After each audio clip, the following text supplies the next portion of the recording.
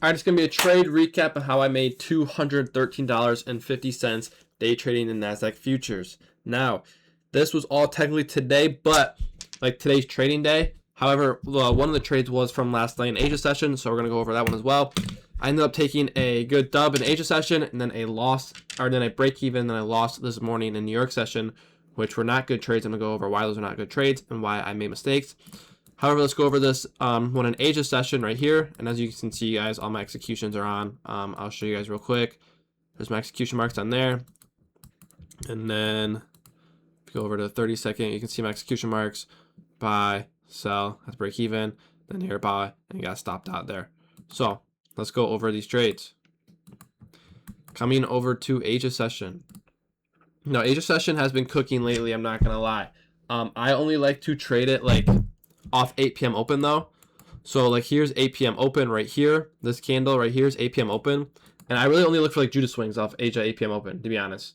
Those are the only trades I really look for in Asia session. So this, and today or yesterday, last night, whatever, we got a perfect setup. So right off open, we can see we had this 1 hour gap right here. As we can see here, this is 1 hour for value gap. So I'm like, okay, bet we'll just get a manipulation there and then a continuation higher. As we can see, we're pretty bullish. Like these lows should be protected. They're sweeping out weekly gap, and then we have this. I don't remember what this was, like a 4 hour gap maybe, or a daily gap. Oh, that was today though. That was not. Yeah, no, we had this daily gap put in. Yeah, so I was bullish for those reasons. And then if we come down to here, I didn't look for anything within here just because I want to see all of this low resistance here get taken out. I want to see all this liquidity get taken out here first, and on NQ we can see this was actually a perfectly equal low right here. So I wanted these equal lows to get taken out before taking anything, and as we can see, we get a perfect little move, like perfect structure, stop hunt, and then that's where we get our inversion. And then we got a 5-minute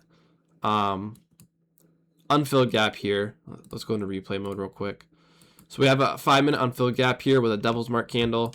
Then we get our perfect little move down, fill in the hourly gap, come back up, leave the 5-minute unmitigated, stop hunt, get our 2-minute inversion, which was the highest inversion in the leg.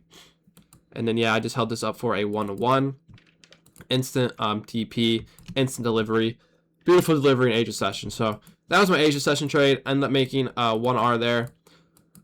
So coming over to New York, coming into the day, let's go over to 9:30 o'clock, 9:30, whatever. I was pretty bullish coming into the day. If we look over to the 4 hour, we can see we took out this low, and we immediately started delivering off of it. So I was pretty bullish for this reason. Then coming into New York open, we had this unmitigated 1 hour gap, and I was really hoping for some sort of manipulation lower and then a continuation up to that 1 hour gap. That would have been like amazing. But we did not end up getting that. If we play price out here, we can see price rips up and takes out the hourly gap instantly. And then we just rip. Now, we're ripping here. Obviously, we're going up. We hit equilibrium of this range. We fill in, CE of this 1 hour gap. At this point, I'm still don't like shorts because of this low down here. This low is super high resistant. So I'm looking at this as like this. Right, so obviously I wouldn't target as low as so low, but I don't like shorts because this low is so high resistant. So when we have a low like this, we want this to be our magnet for price, right? So if we take a short, we're probably not going to target this, but we want the high time frame draw to be our magnet for price. This was a weak magnet. This is a weak magnet. Why? Because it's so high resistant. It is a low that just took out a low inside of a 4 hour gap. Like this is a highly protected, and it tapped into this daily for value gap. Or no, it took out this low that was inside a daily for value gap. So this low is now highly protected. So I don't want to take anything coming down because I would be using this as our magnet, and this is a weak magnet because of how high resistant it is. So for that reason, I just wasn't looking for shorts. I was only looking for longs. But with that being said, the longs that I took were not good either, now looking back at it. But anyway, if we play price out, we do end up getting a short right here. We get this short right here. A lot of people took this. I still don't like it for the same reason I just said.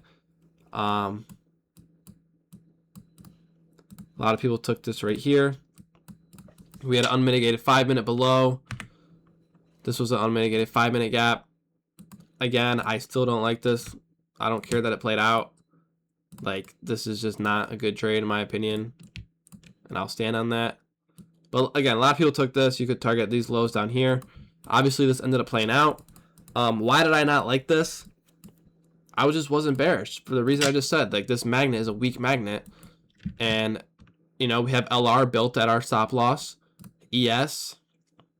You know, ES is inside a 5-minute gap that, you know, this 5-minute gap already got mitigated. So for those reasons, I just didn't like this short. Obviously, it ended up playing out. So if you took it, good job. But I didn't like it, and I will stand on that. Then after we took out these lows down here, at this point, I was looking for longs. And now this is the problem. This is the mistake I made today. So I did take this long here. Off this 15-minute intermediate low, we took out all this LR. We had a 15-minute intermediate low. So this is a protected stop, right? So, you know, that looks great. We have low time frame LR. We have good low time frame targets. However, we don't have a high time frame target, and that's the problem. I made a video on my Instagram like last week or whatever saying what are the 3 things we need for a A+ trade. We need a protected stop loss, which we had. We need low time frame targets, which we had. We need high time frame targets. Low resistant, high time frame targets. We don't have that, right? If you look over the hourly chart, this high is now very high resistant. This is the mistake I made. And I'm gonna, you know, go over this a million times just to, you know, jam it into my own head along with your guys' head. This is a high resistant high. Why is this so high resistant? It just traded into this bearish gap and equilibrium of this range. And we got heavy displacement out of it. So that makes this high very high resistant. So now what is price doing? If we come to the lower time frames, now we know that this high is high resistant and we know this high is high resistant. So what do? Nothing. You do nothing. You don't trade. You don't take anything within here. You don't want to trade in between 2 high resistant highs. You want to wait for either LR to build up leading up to one of those highs, or you want to wait for one of those levels, or you want to wait for one of those levels to get taken out. I did not do that. And that was the mistake I made. I believe that this high was, yeah, like this high is just low. We have nothing over here. If we look to the left, right, we have this LR right here, but look, what do we have here? Nothing. So we're just trading into nothing. We don't want that. Then we had this similar situation like a couple weeks ago where it was like we had a low time frame LR, but it was leading up to nothing on the higher time frame. And that's exactly what we have here. We have a low time frame LR leading up to nothing on the higher time frame. So for that reason, this trade was not any trade in this situation. The short, any long you took, it was all invalid because we have a high risk in the high and a high risk in the low. We're range bound, right? We're in this range. We want to break out of this range before looking for any trade, or we want to build a lot of LR, you know, leading down to one of these levels like this. And then, wait, I messed that up. We want to build a lot of LR leading down to one of these levels, and then we could potentially take a short down to here, or vice versa. We wait for lots of LR to build up to there. But this LR is not enough, right? Because this is our high. So we will want to see something like this, where we build LR right here, and then get our long up to there, because this is high resistant. So for those reasons, both these trades I took this morning were invalid. Luckily, this one ended up getting break even. I went break even at this high. It was also a 3-minute for value gap. Ended up getting break even, saving us from a loss, I think.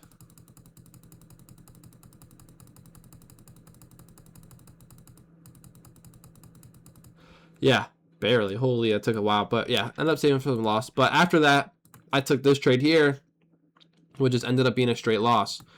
Reason for this trade, similar idea.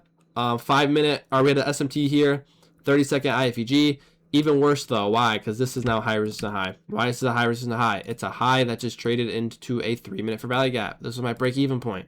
So my break-even point was high resistant on the lower time frame. So I was literally targeting a high resistant low time frame target and a high resistant high time frame target. Man, that's bad. But yeah, so this instantly got smoked, obviously, because it was a bad trade. But yeah, nothing else really to say. A couple of bad trades this morning. Luckily, I was still able to secure a winning day because I made like, you know, $515 last night on my funded accounts. So I just risked like 320 or whatever, or 350 or something. So if I did lose, I still would secure my winning day on my funded accounts. So that's why I ended up making $213 or whatever on my funded accounts, because I was able to secure that winning day. But did take these losses this morning. Again, 2 bad losses. Should have been a no trade day for me. Very simple. Unless there's something like right now, because it's still 11 o'clock. Yeah, so we're still just range bound.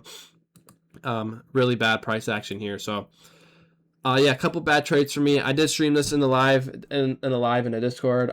So if you weren't in there today, probably was a good thing. But if you guys do want to check that out, a link for that will be in the description. Free Discord, Instagram, where I post all my videos, all my educational stuff on there. So definitely go check that out. But yeah, thanks you guys for watching. Hopefully have a better day tomorrow. And yeah, see you guys tomorrow.